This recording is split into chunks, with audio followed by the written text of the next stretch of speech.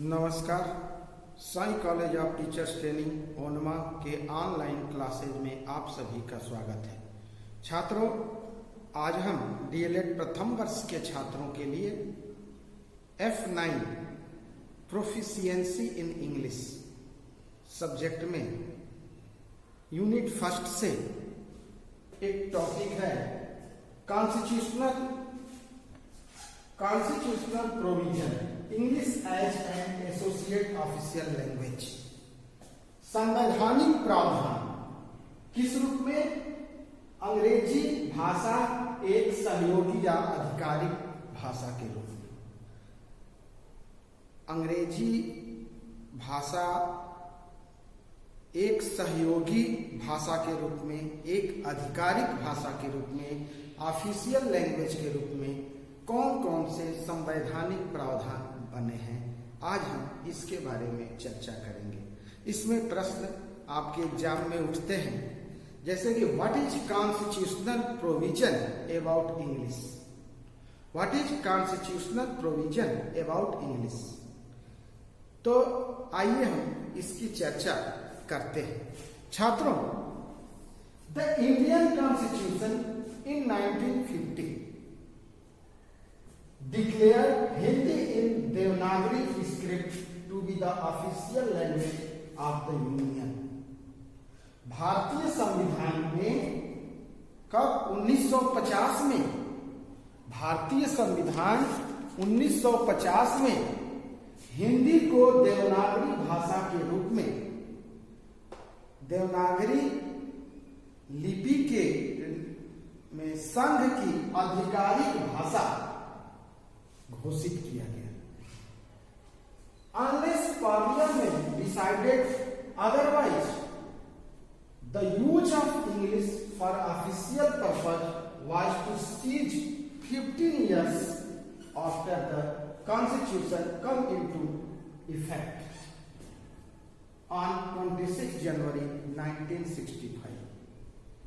कह रहा है कब तक भारतीय संविधान ने 1950 में हिंदी को देवनागरी भाषा के रूप में संघ की एक आधिकारिक भाषा घोषित किया। कब तक? जब तक अनलेस पार्लियामेंट डिसाइडेड, जब तक संसद ने अन्यथा निर्णय नहीं लिया, decided otherwise the use of English for official purpose was the cease 15 years. तब तक आधिकारिक उद्देश्यों के लिए अंग्रेजी का उपयोग संविधान लागू होने के 15 वर्ष बाद तक हो गया, अर्थात 26 जनवरी 1965। जब हमारे देश में संविधान लागू हुआ तो हिंदी को संघ की आधिकारिक भाषा घोषित किया गया। तब तक जब तक कि संसद में कोई अन्य निर्णय न लिया जाता, वो 15 वर्ष तक यानी 26 जनवरी 1965 तक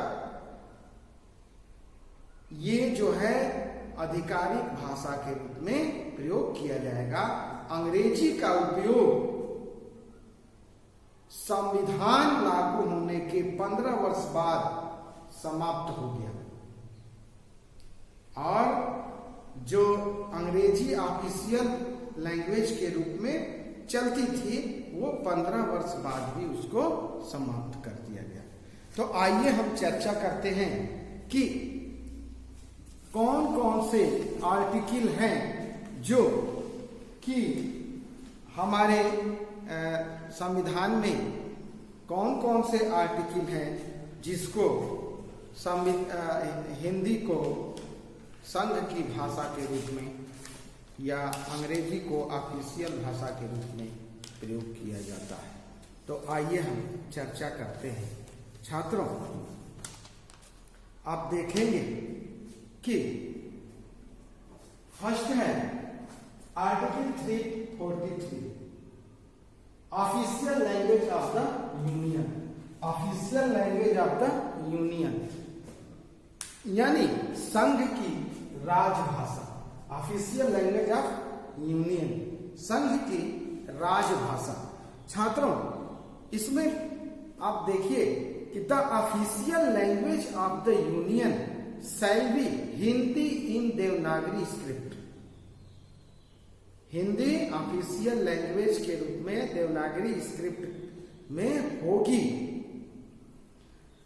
the form of numerals to be used for the official purposes of the union shall be the international form of Indian numeral. यानी कि संघ की राजभाषा हिंदी और देवनागरी होगी।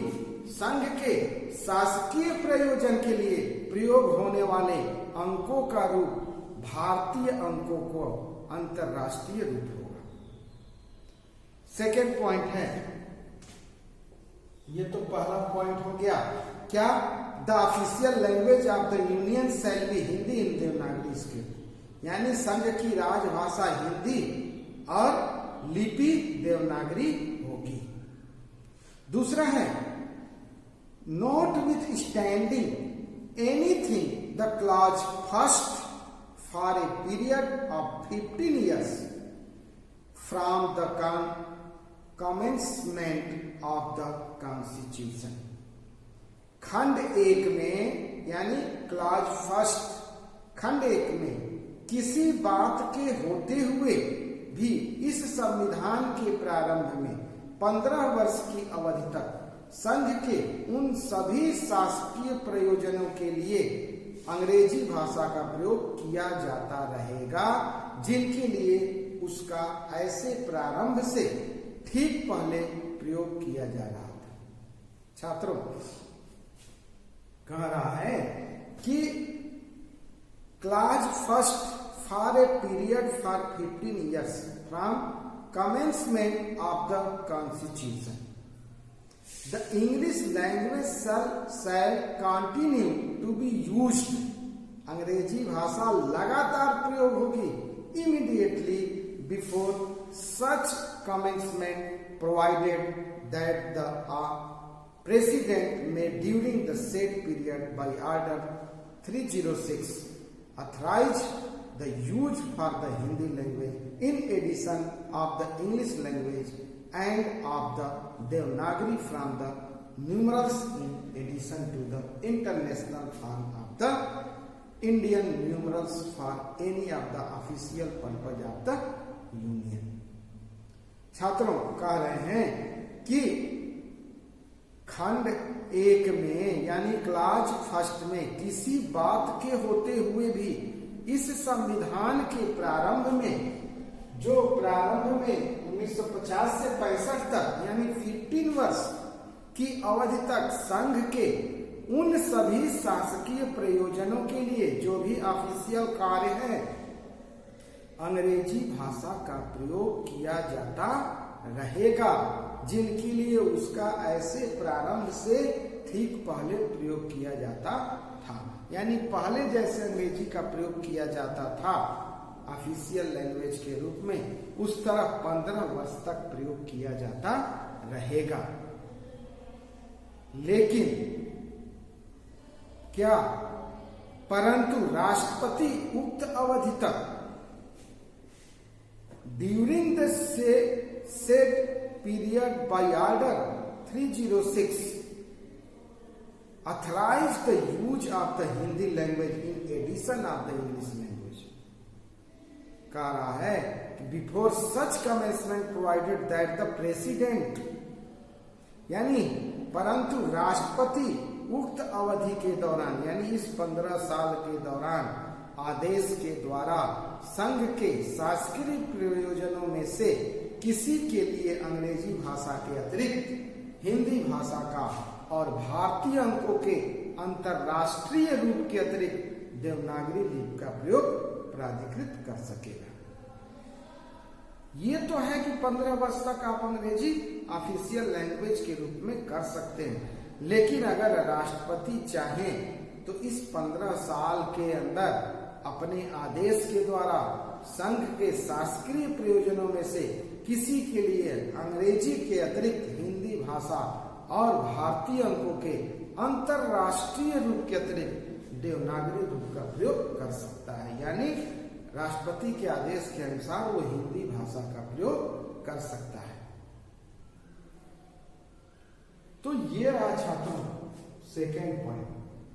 थर्ड पॉइंट है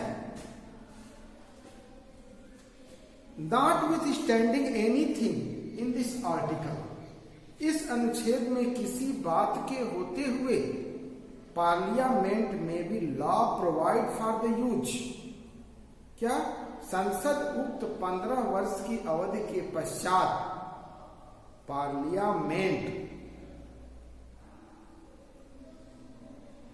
में by law provide for the use after set period of 15 years. यानी इस अनुच्छेद में किसी बात के होते हुए भी संसद उक्त 15 वर्ष की अवधि के पश्चात विधि द्वारा क्या द इंग्लिश लैंग्वेज, अंग्रेजी भाषा का, the Devanagari from the numerals for such purpose as may be specified in the law, अंकों के देवनागरी रूप का ऐसे प्रयोजन के लिए प्रयोग उपबंधित कर सकेगी जो ऐसी विधि में विनिर्दिष्ट दिए गए।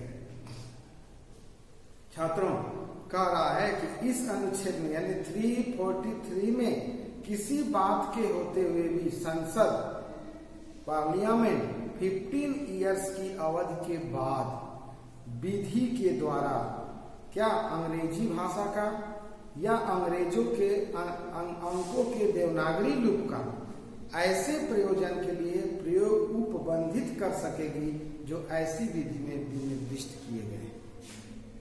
तो ये रहा छात्रों article 343 official language of the union, संघ की राजभाषा। इसमें सीधा सीधा है संघ की राजभाषा क्या है, हिंदी है और देवनागरी लिपि है। इसमें 15 वर्ष तक हिंदी का प्रयोग, भाषा का प्रयोग होगा और साथ में अंग्रेजी भाषा का प्रयोग भी ऑफिशियल लैंग्वेज के रूप में होगा। लेकिन अगर राष्ट्रपति चाहे तो उसमें परिवर्तन कर सकता है। अब है आर्टिकल 344। छात्रों 344 article commission and committee of parliament on official, commission and committee of parliament on official language.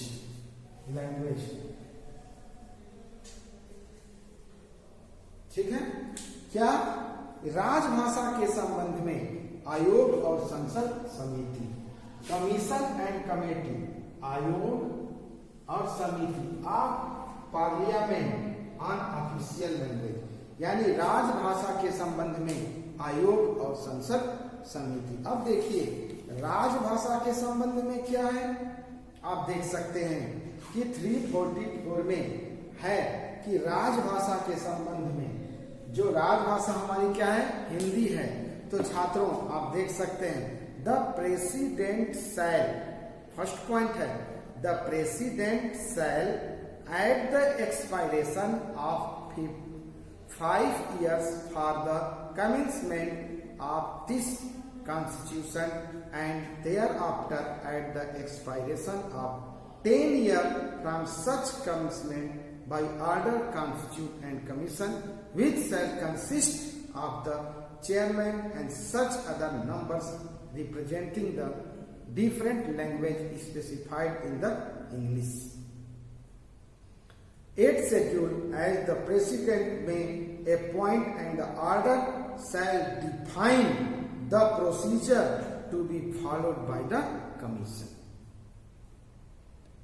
छात्रों the president shall at the expiration of 5 years from the commencement of the constitution, कह रहा है कि राष्ट्रपति इस संविधान के प्रारंभ में, जब संविधान लागू हुआ उसके प्रारंभ में 5 वर्ष की समाप्ति के पश्चात क्या करेंगे, of this constitution and thereafter at the expiration of 10 years for such commencement, यानी क्या कि 5 वर्ष की समाप्ति के पश्चात ऐसे प्रारंभ से 10 वर्ष की समाप्ति पर आदेश द्वारा एक आयोग गठित करेगा।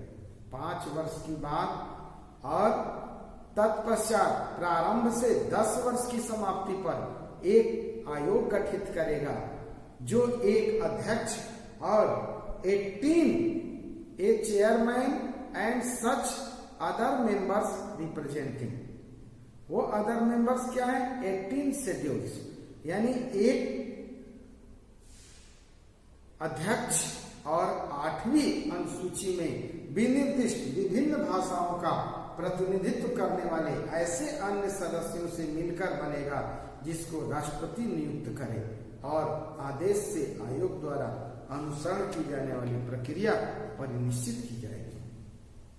यानी क्या? एक प्रेसिडेंट की देखरेख में एक कमेटी बनेगी जिसमें एक चेयरमैन होंगे और 8 और सदस्य होंगे जो विभिन्न भाषाओं के बारे में जानते हैं या विभिन्न भाषाओं का प्रतिनिधित्व करते हैं। उनको मिला के एक कमेटी का गठन किया जाएगा और इसमें क्या क्या प्रक्रिया की जाएगी, क्या क्या अनुशंसा होगी, आइए एक एक पॉइंट करके देखते हैं। इसमें है फर्स्ट पॉइंट क्या है? देखिए, it shall be the duty of the commission to make recommendation to the president as to, माने आयोग का यह कर्तव्य निर्वाह कि वह राष्ट्रपति को क्या करेगा? The progressive use of the Hindi language for the official purpose of the union, यानी कि the progressive use of the Hindi language, संघ के शासकीय प्रयोजन के लिए हिंदी भाषा के अधिकाधिक प्रयोग, progressive use of Hindi language for the official purposes of the union, संघ के शासकीय प्रयोजन के लिए हिंदी भाषा का अधिकाधिक प्रयोग। दूसरा है restriction on the use of English language for all or may of the official purpose of the union, restriction on the use of the English language, संघ के समीक्षा किन्हीं शासकीय प्रयोजनों के लिए अंग्रेजी भाषा के प्रयोग पर निर्बाध रूप से होना चाहिए। फिर है the language to be used for all or any of the purposes mention in article 348। कह रहा है कि अनुच्छेद 348 में उल्लिखित सभी या किन्हीं प्रयोजनों के लिए प्रयोग की जाने वाली भाषा। और डी the form of numerals to be used for any one of more specified purpose of the union. The form of numerals, छात्रों, संघ के किसी एक या अधिक विनिर्दिष्ट प्रयोजन के लिए प्रयोग किए जाने वाले अंकों के रूप में। तो ये है छात्रों, ये कमेटी के माध्यम से इन सारी चीजों को सुझाव के रूप में दिया गया है। अब हम देखेंगे 345 अनुच्छेद 345 ऑफिशियल लैंग्वेज और language of the state. Official language यानी कि राज्य की राजभाषा, official language of communication between 345 official language आधिकारिक भाषा या लैंग्वेज ऑफ द स्टेट या राज्य की राजभाषा। राज्य की राजभाषा के बारे में हम चर्चा करेंगे। तो अनुच्छेद 345 आइए देखते हैं। इसमें हम देखेंगे छात्रों, subject to provision of article 346 and 347.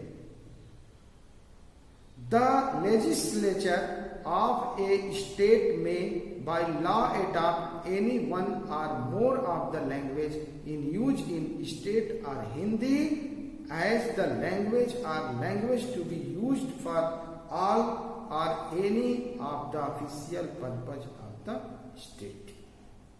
छात्रों, ऑफिशियल लैंग्वेज कैसे कह रहा है कि अनुच्छेद यानी प्रोविजन ऑफ आर्टिकल 346, 347 यानी अनुच्छेद 346, 347 के उपबंधों के अधीन the legislature of the state may by law adopt any one यानी क्या अधीन रहते हुए किसी राज्य का विधानमंडल विधि द्वारा उस राज्य में प्रयोग होने वाली भाषा में से किसी एक या अधिक भाषाओं को या हिंदी को उस राज्य के सभी या किन्हीं शासकीय प्रयोजन के लिए प्रयोग किए जाने वाली भाषा या भाषाओं के रूप में अंगीकार कर सकेगा।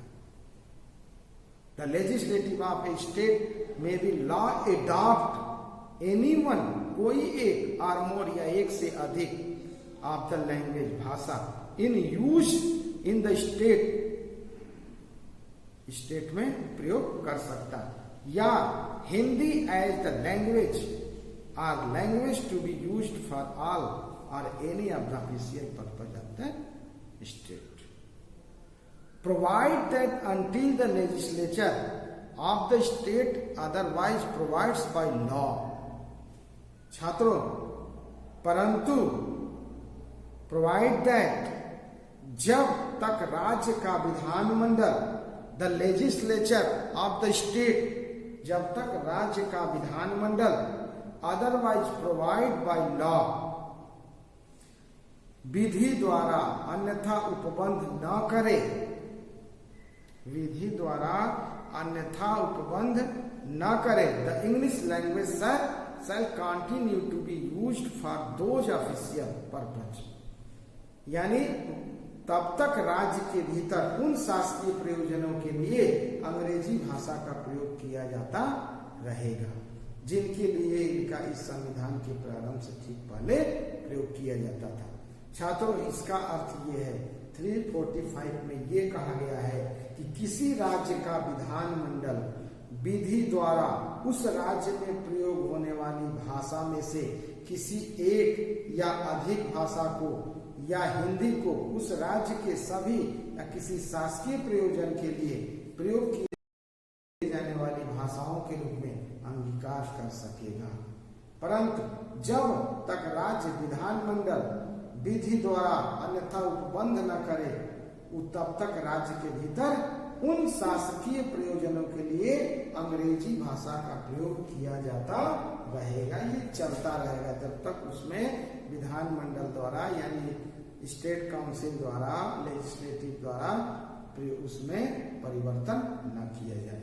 तो ये है छात्रों, अब हम देखेंगे 346 आर्टिकल 346 यानी अनुच्छेद 346 क्या है। The official language for communication between one state and another state and the union. Official language for communication छात्रों, एक राज्य और दूसरे राज्य के बीच one state and another state and the union, एक राज्य और दूसरे राज्य के बीच या किसी राज्य और संघ के बीच पत्राद की राजभाषा। ऑफिशियल लैंग्वेज फॉर कम्युनिकेशन संचार की राजभाषा। पत्राद पत्र के द्वारा जो राजभाषा के माध्यम से पत्राद किया जाता है एक स्टेट से दूसरे स्टेट के बीच या संघ के बीच।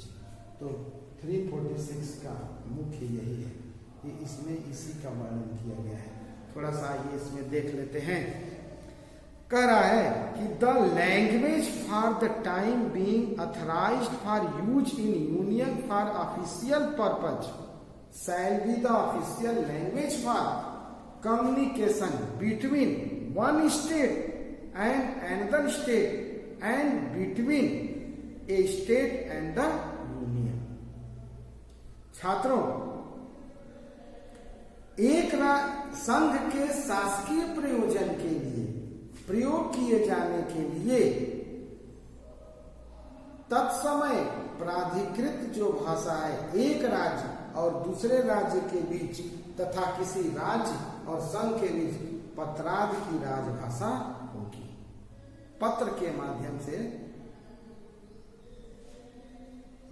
पत्र में जो भाषा का प्रयोग किया जाएगा वही शासकीय प्रयोजन के लिए जो लेटर के माध्यम से, पत्र के माध्यम से हम जिस भाषा का प्रयोग करते हैं उसी को कहा गया है 346 में कि ये ऑफिशियल लैंग्वेज फॉर कम्युनिकेशन होगा, कम्युनिकेशन के लिए रहेगा।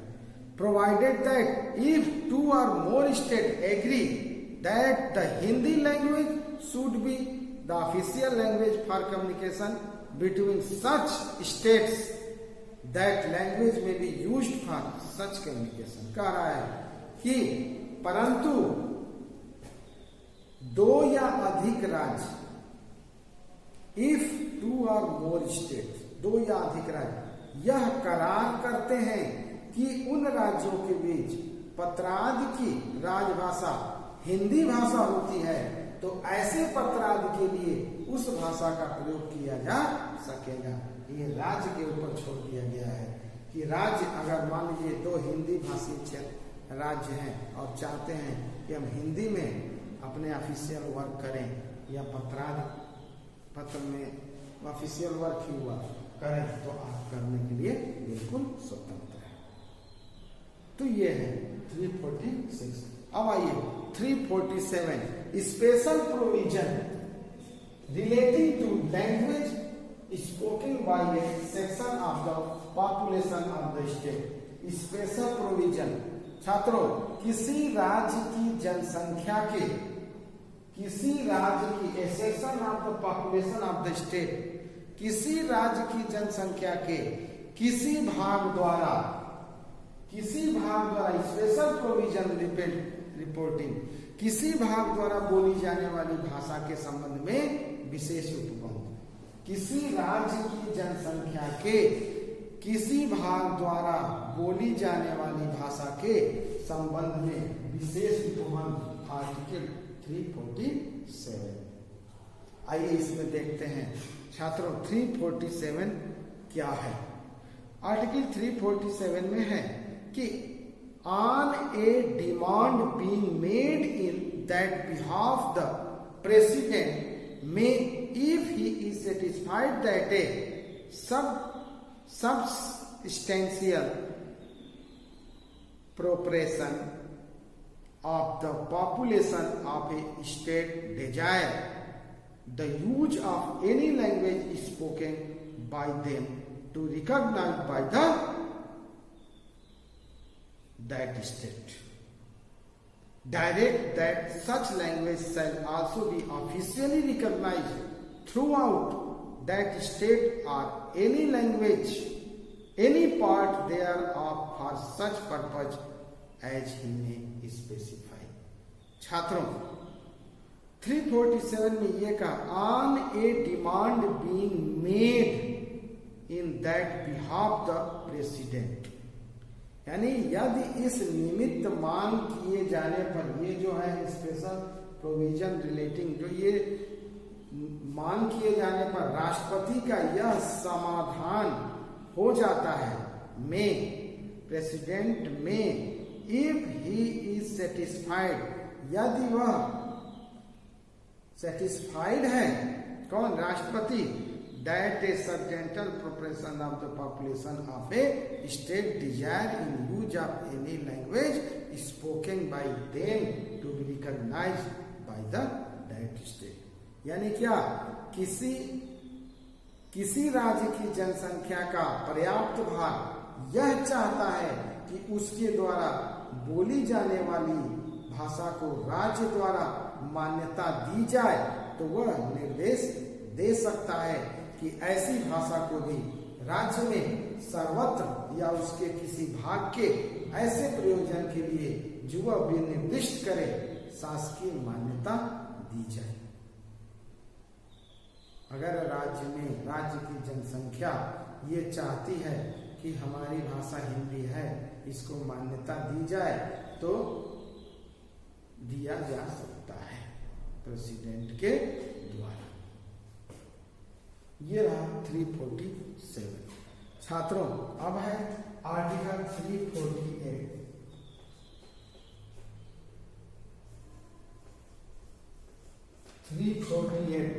छात्रों, 348 language to be used in supreme court. भाषा जो प्रयोग की जाती है कहाँ?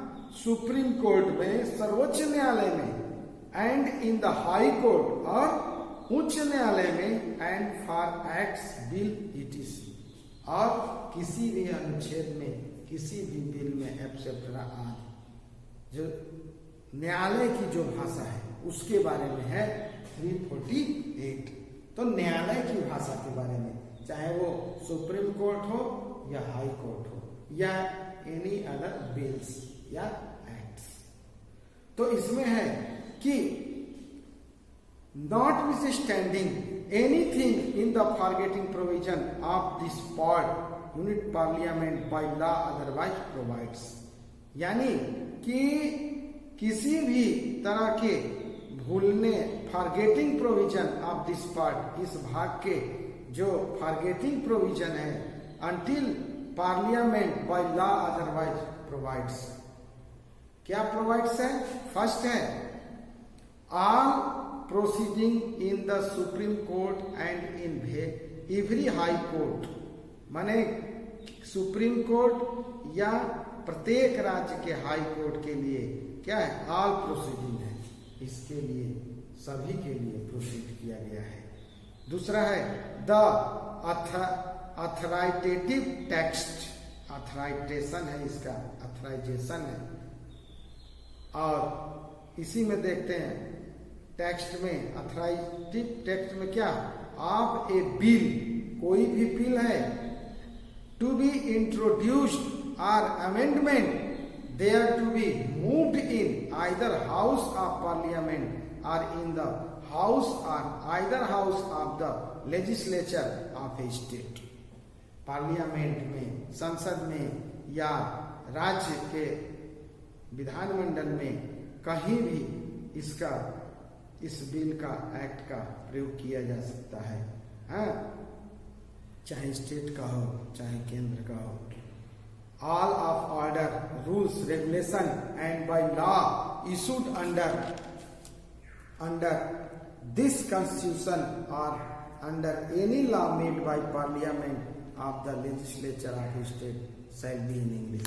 इंग्लिश में आप इसका किसी भी बिल को, किसी भी अमेंडमेंट को आप इंग्लिश में कर सकते हैं, दे सकते हैं, लिख सकते हैं, कोई इसमें दिक्कत नहीं है। ये सब है। फिर 349 है छात्रों, 349 आर्टिकल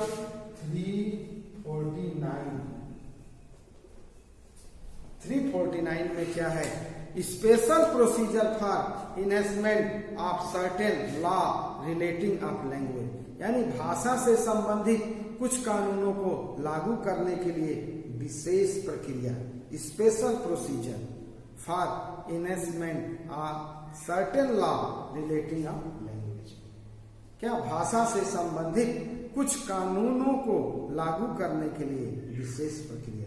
अब कौन सी विशेष प्रक्रिया है 349 के अंतर्गत?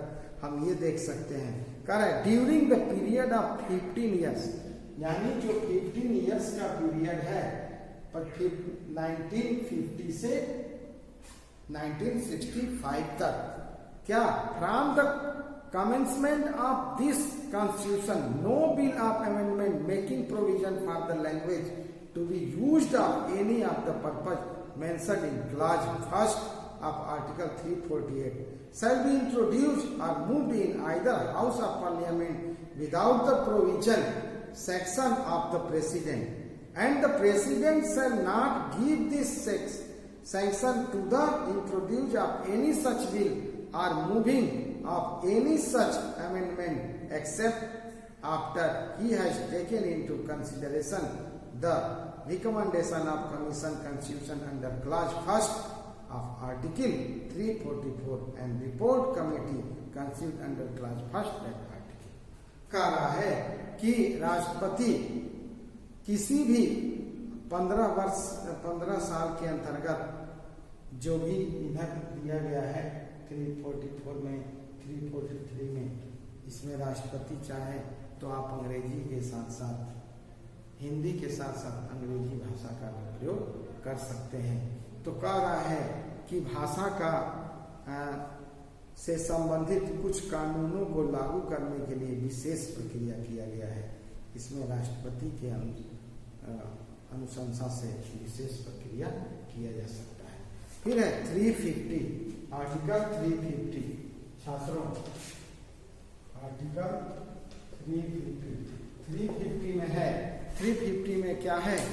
Language to be used in representation for redress of grievances, यानी भाषा का उपयोग शिकायतों के निवारण के लिए प्रतिनिधित्व करने के लिए की जाती है। Language to be used to representation for redress of grievances। यह every person shall be entitled to submit a representation for the redress of any grievance। कह रहा है कि भाषा का उपयोग शिकायतों के निवारण के लिए, जो शिकायत की जाती है न्यायालय में या थाने में, कहीं भी शिकायतों के निवारण के लिए प्रतिनिधित्व करने के लिए किया जाता है। फिर है 350A, 350B और फिर है 351। 351 छात्रों, 351 article 351 directive for the development of the Hindi language, Hindi भाषा के विकास के लिए निर्देश। Directive for the development of the Hindi language, Hindi भाषा के विकास के लिए निर्देश दिया गया है 351 में। It shall be the duty to the union of promotion the spread of the Hindi language to develop it so that it may serve as a medium of expression for enrichment by assimilating without interfering with its form। माने हिंदी भाषा का बिना interference के लिए आप में धड़क प्रयोग करिए और इसके बारे में फैलाइए, स्प्रेड करिए। कह रहा है कि for the style and expression used in Hindustani and in the other language of India specified in the English schedule, and by drawing wherever necessary or desirable for its vocabulary primary Sanskrit and secondary other language। Hindi के अलावा कोई भी भाषा secondary language होनी चाहिए और हिंदी भाषा को अधिक से अधिक फैलाना चाहिए।